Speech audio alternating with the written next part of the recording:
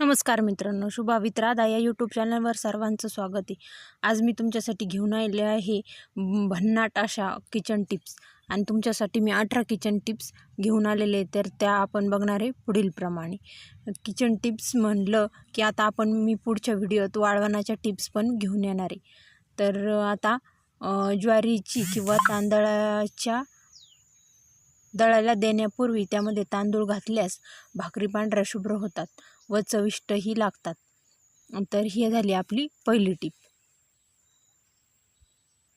दुसरी टीप मी सांगते तुम्हाला, मलाई, आपण दुधाची जी मलाई असती किंवा तूप काढताना आपण त्यात बर्फ मिक्स करून मिक्सरमध्ये जास्त वेळ फिरवल्यास तूप पण जास्त निघतं आणि आपण उरलेला त्याच्यातला भाग आहे तो मठ्ठा किंवा कढी किंवा ताक म्हणून सुद्धा वापरू शकतो।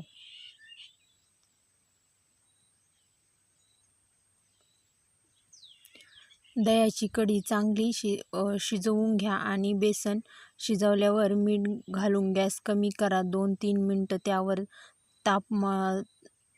तापमान चांगले असेल तर मीठ लगेच विरघळते।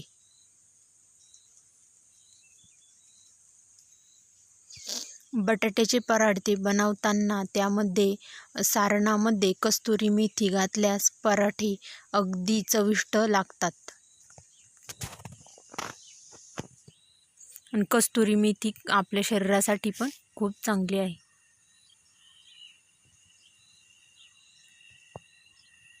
सरबतासाठी लिंबाचा रस काढून ठेवताना त्यामध्ये थोडंसं मीठ घालावं। मग थोडंसं मीठ घातल्यावर सरबताला जी थोडीशी लिंबामुळे जी कडवट टेस्ट येते ना, ती टेस्ट राहत नाही। सरबत अगदी छान लागतं। हिवाळ्यात गाजर जास्त टिकवण्यासाठी आपण त्याच्या दोन्ही साईडचे टोकं कापून त्याला प्लॅस्टिकच्या बॅगमध्ये किंवा पिशवीमध्ये ठेवल्यास गाजर जास्त दिवस टिकतं, किंवा तुम्ही त्याला फ्रीजमध्ये पण ठेवू शकता, तर गाजर जास्त दिवस टिकन। साखरेचा चहा पिण्याऐवजी सेंद्रिय गुळाचा चहा पिल्यामुळे किंवा पिल्याने पचनक्रिया सुधारते किंवा सुरळीत होते।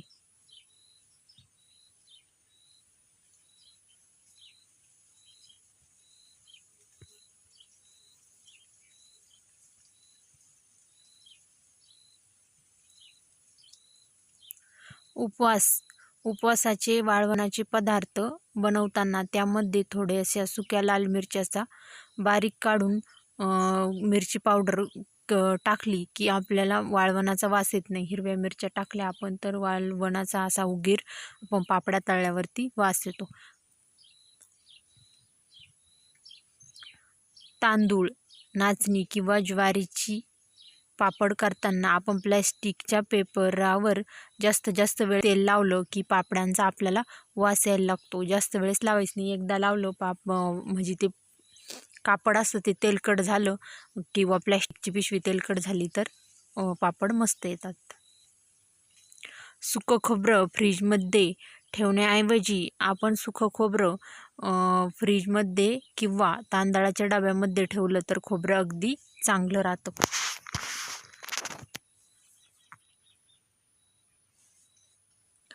रोज 4 खजूर खाल्ल्यामुळे कमजोरी दूर होत असते। खूप जणांना हे माहीत असेल, पण तरी पण मी सांगते। ज्या स्त्रियांना उष्णता वाढत असेल तर त्यांनी सब्जा पाण्यात टाकून थोड्या वेळ भिजून देऊन 10-15 मिनिटं पिला तरी चालेल।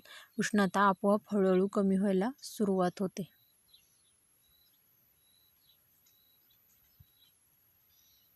आळूवडी बनवताना बेसनामध्ये 2 चमचे कडकडीत तेलाचं मोहन घातलं की आळूवडी अगदी कुरकुरीत बनते आणि खायला पण खूप चविष्ट लागते।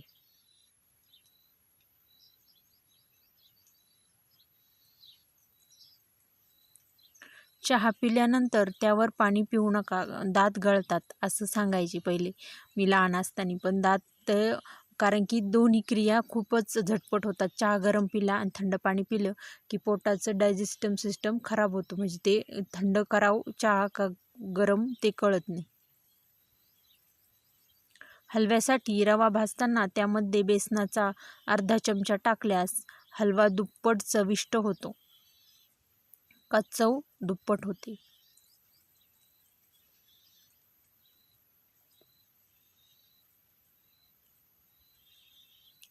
चहाच्या भांड्याला डाग पडले असतील तर त्या भांड्यात मिठाने घासून घ्या किंवा मीठ टाकून ठेवा. थोड्या वेळ 3-5 मिनिटांनी घासा तर भांडं अगदी चकाचक निघतं.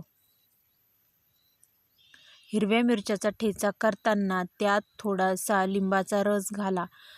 लिंबाच्या रसानं ठेचा जास्त दिवस टिकतो